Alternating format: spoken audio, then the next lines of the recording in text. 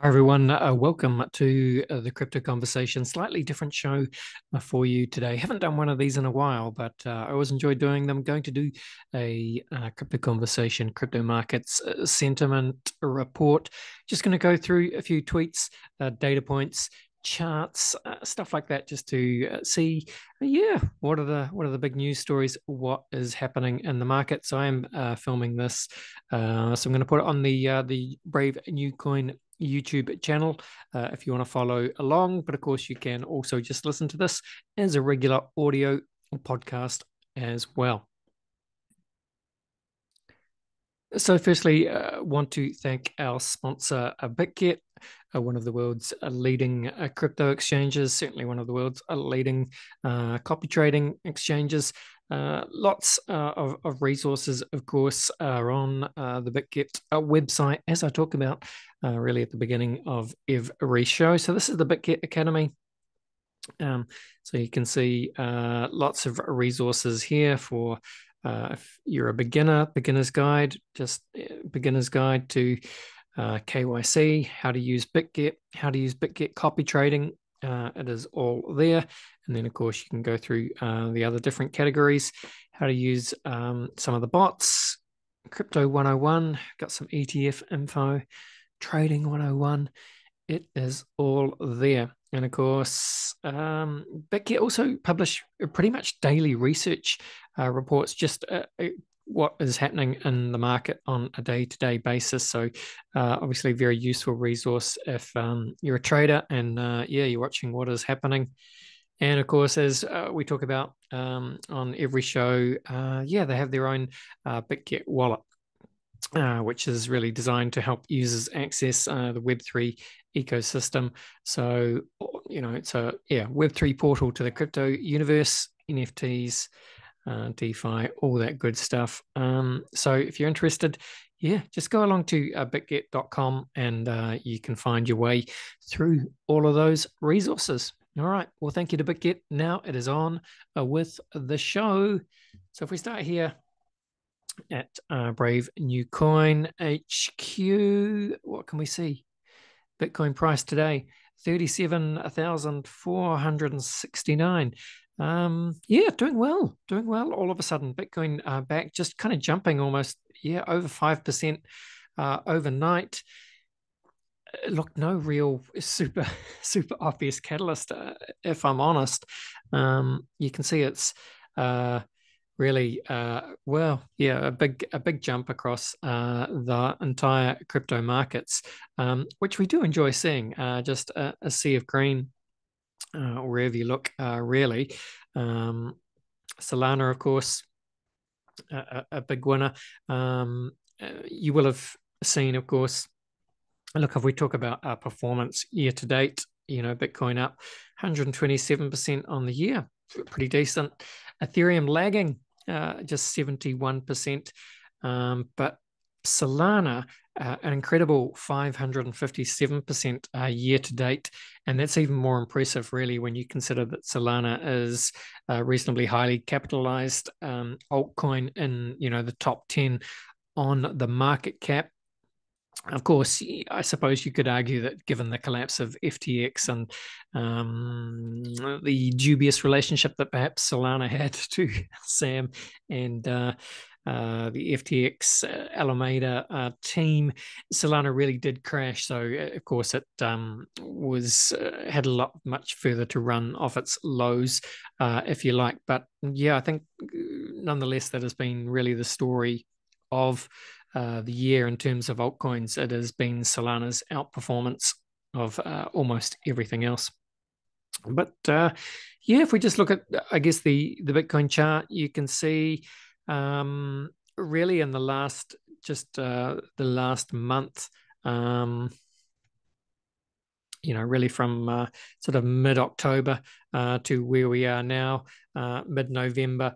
Effectively, it's been up only and jumping really from, mid-20s up to high 30s. So, it's a pretty significant move over the last month. What is just roughly, over 30% up in the last month, which is reasonably impressive, however you want to look at it.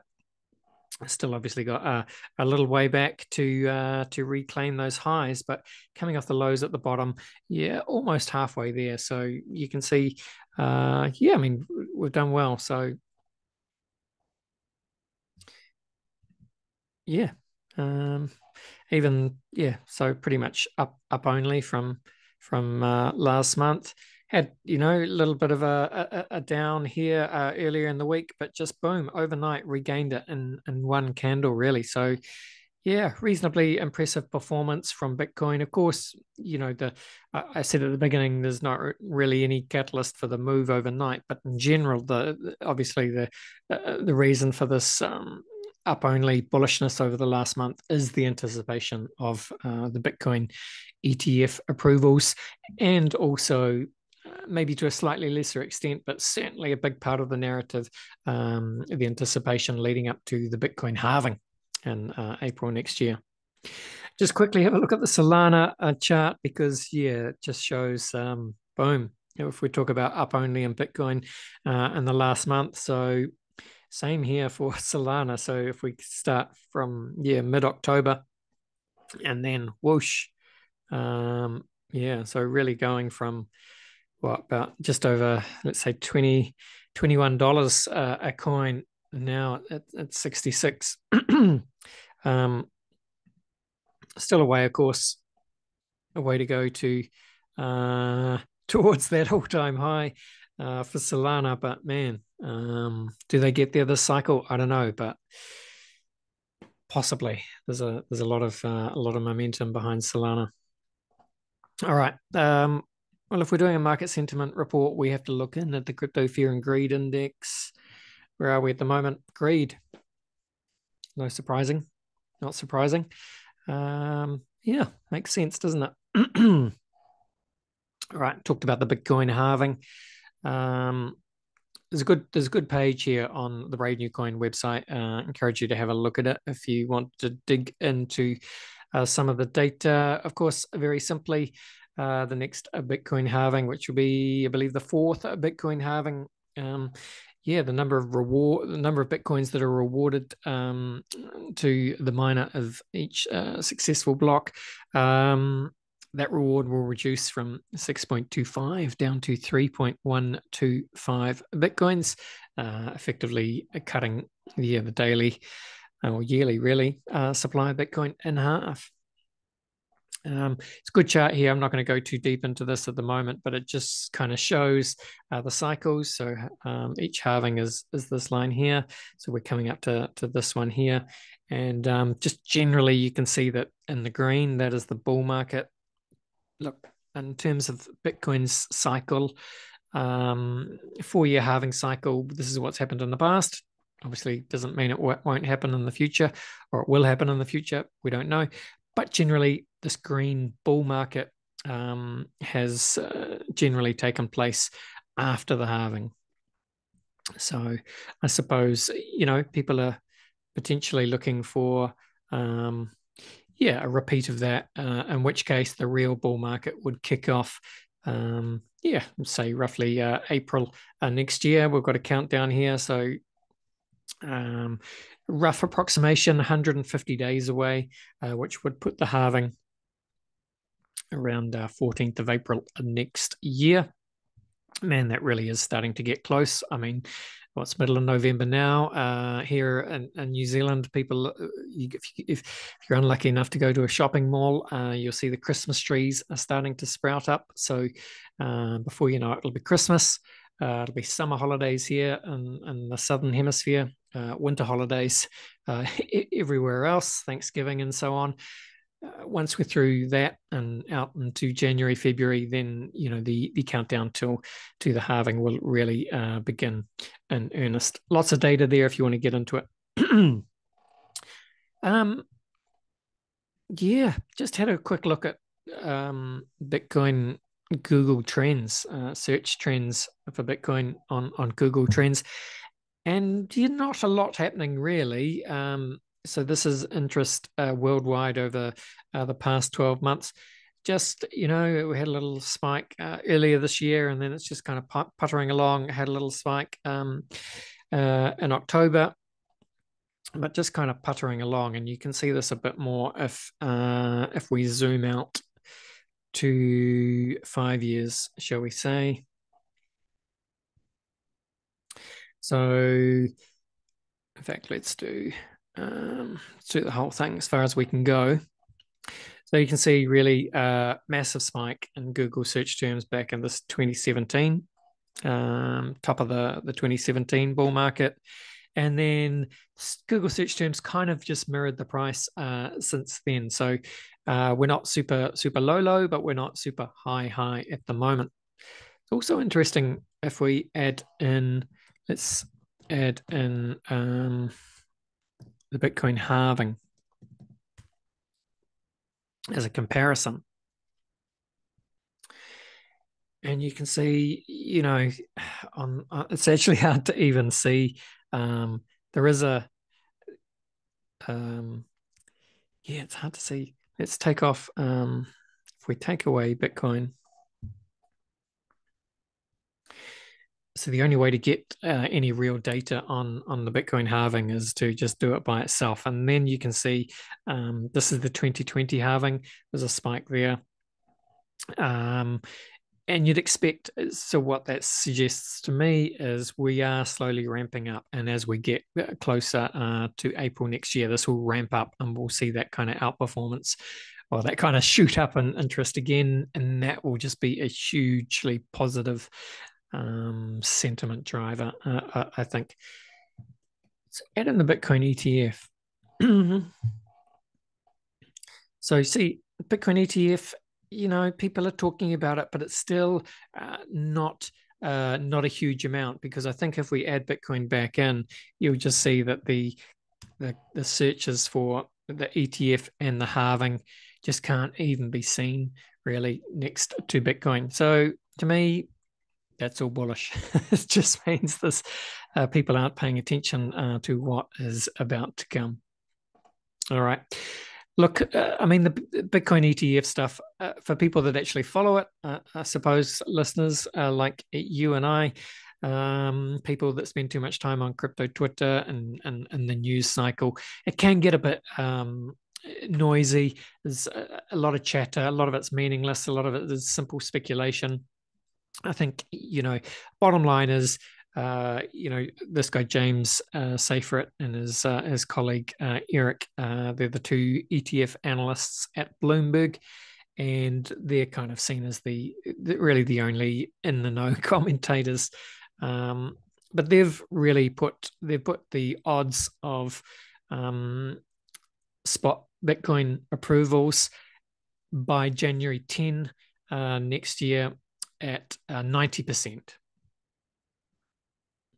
which is all you need to know, really. It's not to say, look, it might not happen, but they say it's 90% likely that it will. And I think that's why the market is slowly starting to price that in, perhaps, which is why you've seen that outperformance in Bitcoin over the last month. But, it's likely, of course, if that we do get that approval in January, then probably see a bump in Bitcoin as well. But of course, the thing to remember is once the ETFs are approved or greenlit, if you like, by the SEC, there'll be a gap of several months. I don't know how long, but several months before any of them actually start going to market and probably buying Bitcoin and all that stuff. So I guess it's a long-term game, listeners, which is good. Just on the approvals thing, not sure if you saw this. There's a story on Brave New Coin. XRP surged, then dumped after someone managed to get a fake BlackRock XRP ETF application up on the official Delaware government website. So this is the statement. This is what BlackRock did with the Bitcoin and Ethereum ETFs, so following exactly the same process, but someone managed to upload this fake one, and of course, so you saw XRP jump up, and then actually, well, it was Eric and James at Bloomberg, two analysts, they were able to confirm with BlackRock that it was fake news. So then, of course, the XRP price just crashed back down to where it was. So this is Eric. He is just saying that whoever did fake that filing, they were effectively messing with the government and BlackRock, and well, you'd expect that person could be in trouble if they can find him. But that has been referred to the Delaware Department of Justice. So who knows if that person hasn't covered their tracks? Well, they're in trouble. All right. I mean, that's kind of it, folks. Very quick market sentiment check-in. Just thought this is interesting.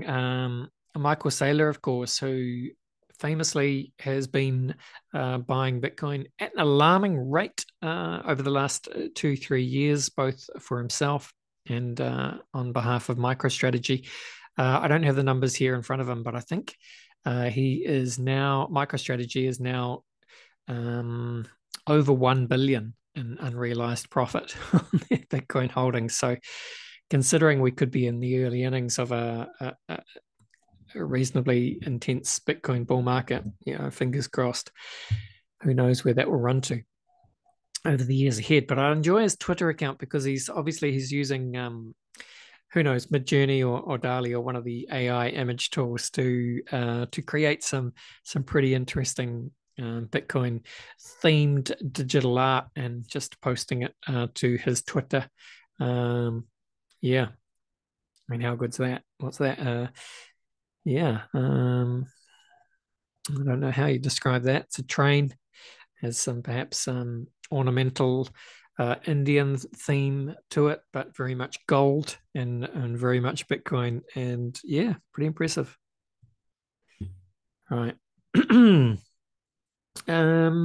Yeah, not really going to look at macro at all today, but this is just one chart that shows, the US dollar index, the DXY, really fell off a cliff earlier this week. So as the dollar kind of loses its strength, what is it good for? Well, of course, it's good for risk assets. Simple as that, really. Good for crypto. So, yeah. In terms of charts, yeah, I mean, too many charts around. Look, if you're a trader, go nuts. But I do enjoy, if there's a chart that I do enjoy, it's Dave the Wave, his kind of long-term, what he calls the logarithmic growth channel chart of Bitcoin. This is Bitcoin's entire history, really. In this particular one, what's he talking about? He's talking about the monthly MACD down up here. So you can see that's kind of going from the red in the early stages of the green. Of course, the green signifies more of a bull market. What else you can kind of glean from this is, the shaded area here is what Dave calls the buy zone, so, or the accumulation zone, if you like. So traditionally, anything that you have been able to buy in this zone, like here or here, as Bitcoin goes to the top of the channel, those are going to be excellent buys. So really, instead of buying up here at the top of the channel, you want to be buying at the bottom of the channel. And yeah, I mean, funnily enough, you've had really the last year, Bitcoin has been in this zone, representing perhaps the bear market and optimum buying opportunities. So we haven't broken out of that yet, but as all these indicators gather strength as we get closer to the halving, if we get those ETFs, then eventually you'd expect Bitcoin to make its way out of here and towards the top of the channel. And just speaking of the ETF, saw Dan Held post this on Twitter today. This is what happened to the price of gold when the gold spot ETF was approved. Will history repeat itself with Bitcoin? So it's back 2004. That's when the gold spot ETF was approved. And you can see after that, gold went on a bit of a tear. So I found a better one, which is, so gold hadn't done a lot sort of for decades, really. I mean, just, slow and steady. But then when that ETF was approved, saw really strong performance, really for, 10, 15 years or so. Not to say that will happen with Bitcoin. It might not. No one knows, but it is food for thought. All right. Well, that's it really, folks. Yeah, so Bitcoin, as I say, 37,686. It's almost kind of the highest it's been really this year. So if we break through 38, that'll certainly be the highest it has been this year. Looking good across the board. Really, again, Solana really outperforming this year. But yeah, Bitcoin halving, Bitcoin ETFs, bring it on. And of course, thank you to BitGet. As always, links to the BitGet resources and exchange will be in the show notes. Thanks very much for listening, folks. I do hope you enjoyed that. Please make sure you are subscribed to the Crypto Conversation in whatever podcast app you are using. But that is it for today. Thanks for listening, and bye for now. This was the Crypto Conversation for Brave New Coin. See ya.